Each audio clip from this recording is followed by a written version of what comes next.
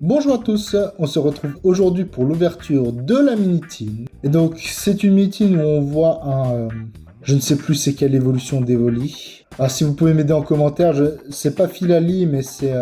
Ah si c'est peut-être Philali mais version Shiny, je ne suis pas sûr. Dites-le moi en commentaire, j'ai un trou de mémoire.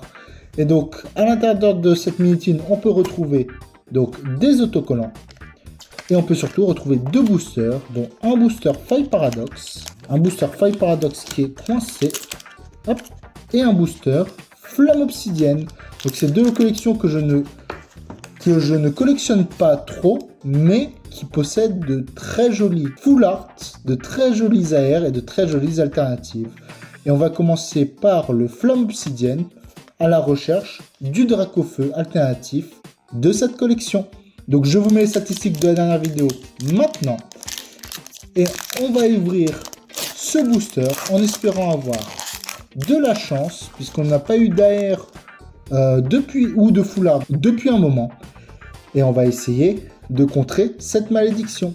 Donc je vous donne le code pour ceux qui le veulent. L'énergie est une énergie feu. Et dans cette collection, on n'a pas les high-tech cards. C'était avant qu'ils remettent les cards high-tech. Et donc on est parti avec Snubbull, Pimito, Rototope, et on voit qu'il y a des visuels différents des derniers boosters que j'ai ouverts, ce qui est assez sympathique aussi.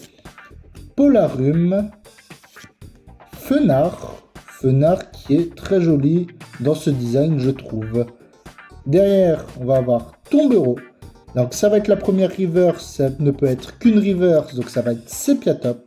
Et c'est derrière, on peut avoir l'alternatif ou une AR. Et on va avoir une river simple à nouveau Karatroc. Et derrière, on peut avoir une full art ou une X. Et ça va être une holographique simple de Togekiss qui est quand même très jolie. Et donc je vous dis à demain pour une nouvelle vidéo. À demain!